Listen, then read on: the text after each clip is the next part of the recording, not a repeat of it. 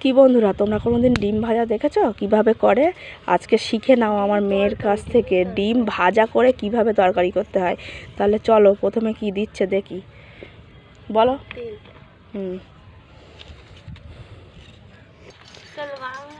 হ্যাঁ, ডিমের মধ্যে লবণ হলুদ কিছু দেওয়া যাবে না, শুধু ডিম তেলের মধ্যে ঢেলে দিল। তারপরে কি হবে এবার? এবার নুন হলুদ ও ওইভাবে দিতে হয়। আসলে ছোটোখাটো রাঁধুনি তো, বড় রাঁধুনি না তো, ওই জন্য আমি জানি না। ও আমি নেড়ে দেবো এই খেয়ে।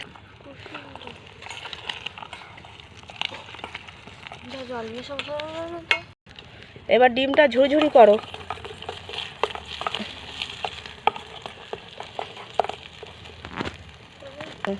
ঝুরঝুরি করে ওর ভেতরে লঙ্কার গুঁড়ো দাও।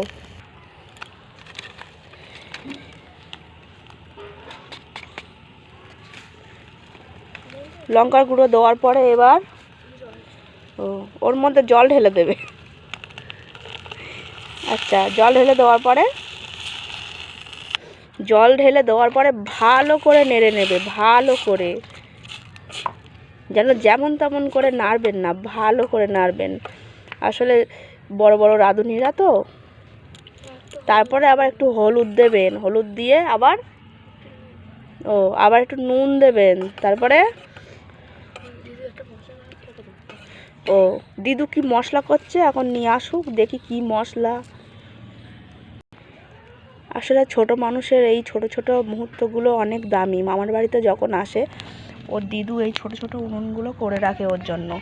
ওর দিদুর ঘটি বাটি নিয়ে যা পায় গাছ থেকে তুলে ও এখানে বসে বসে রান্না করে। প্রতিবার যখনই আসে তখনই এগুলো করে। এর মধ্যে অনেক আনন্দ লুকিয়ে থাকে, এগুলোই ও মামার বাড়ি এসে আনন্দ উপভোগ করে। ডিমের ঝোলও চাই। ও গন্ধ শুকে আর থাকতে পারলো না, বুঝেছো বাবা? দাও। এবার গরম মশলা দেবে। ও এখনো ফুটে ওঠেনি, তুমি গরম মশলা দিচ্ছ? তা দাও, আমি হয়তো জানি না তো। হ্যাঁ, রান্না করার সময় যদি নাড়ার অসুবিধা হয়, এই ছোট একটা খুন্তি আনবে, এনে এইভাবে নাড়বে, ভালো করে নাড়বে।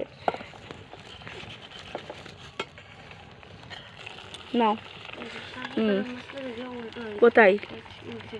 শাহির বাবা সানরাইজ গরম মশলা।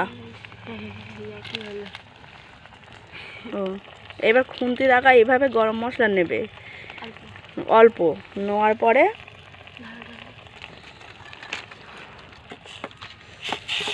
দিয়ে ভালো করে কি করবে?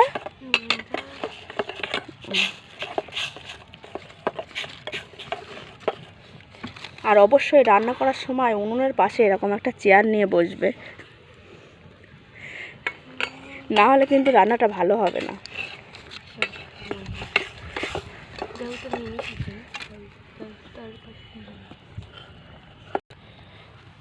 ভালো করে ফুটিয়ে নেওয়ার পর রান্না রেডি, ডিমের ঝোল।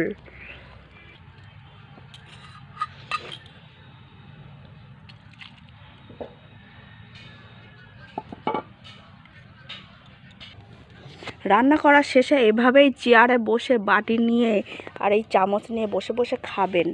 আর এই যে রান্নার শেষে পেছনে এই কালিগুলো কে তুলবে বলুন তো? ওগুলোতে তেল মাখিয়ে কাজল পরে।